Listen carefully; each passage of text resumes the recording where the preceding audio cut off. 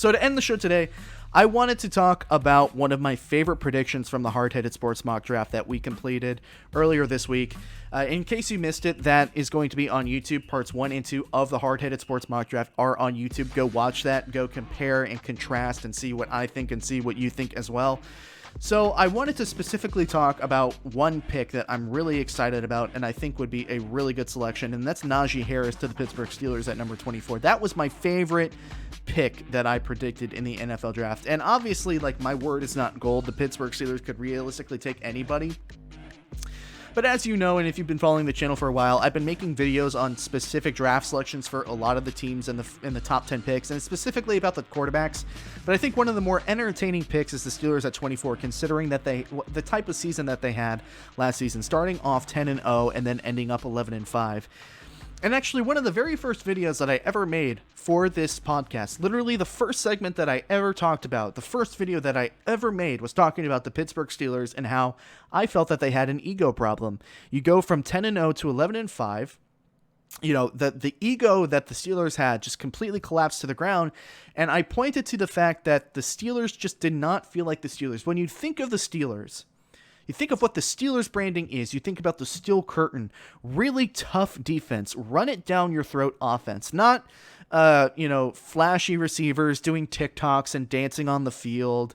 And sure, maybe that's a little bit of a generalization, but some of the things, some of the comments that players are making, the way that the Pittsburgh Steelers were playing, it didn't feel like the Pittsburgh Steelers. And I felt like if they fix that problem, if they fix the attitude problem that they had last season, they'll be a step closer to being returning to Super Bowl contenders the following season. Now that brings me back to Najee Harris. One of the key contributions to the really good Pittsburgh Steelers teams in the early 2010s, early 2000s was the establishment of a really devastating running game. I'm talking the big bus, Jerome Bettis. That is the type of idea of the Steelers' identity that I think that they've been missing. Now, James Conner is a really good running back, but I think that if Najee Harris were to be drafted by the Pittsburgh Steelers, it would kind of reinvigorate that attitude and that toughness that the Pittsburgh Steelers were known for. Somebody that's going to run it at you and run it over. And not only are the Steelers in desperate need of a running game, because look, Big Ben Roethlisberger, he is going to probably play one more season, and he didn't look all that great last season. And, maybe part of the reason why he didn't look so great last season is because he was throwing the ball continuously and he had no running game to help him. So you draft Najee Harris at 24, you give Big Ben some help, you give him a running game, maybe he looks a little bit better than he did before, and he's able to play additional seasons, and it gives the Steelers a little bit more time to find a quarterback for the future, because now that idea is knocking on the door. The Steelers are going to have to find a quarterback for the future at some point. I don't think it's Haskins. I don't think it's Rudolph. They're probably going to need to find somebody else, or at least add to the pool of contenders. Back to the point, you draft Najee Harris, you give Big Ben a running game, and you give that attitude, that run-it-over attitude. I'm going to run at you. I'm going to run over you. We're going to be a more physical, dominating football team than I'm just going to dance on your logo with a TikTok and talk trash on a TikTok after, the game. Chase Claypool. And granted, maybe that's an overgeneralization. Personality, we just got done talking about, how the NFL potentially is going to be focusing on taunting. Like, personality is different for everybody in a locker room. I'm not saying that the Pittsburgh Steelers as a majority are like that, but when it comes to how their season ended and the type of attitude that they had, you kind of have to point to it and say there needs to be an attitude adjustment. And I think a hard runner, a running game, and all it has to be is one person to set the tone, a hard worker, a hard runner, and somebody with really good speed as well. Najee Harris would be a perfect draft selection for the Pittsburgh Steelers, and I really think that they should go for it. It's a great idea.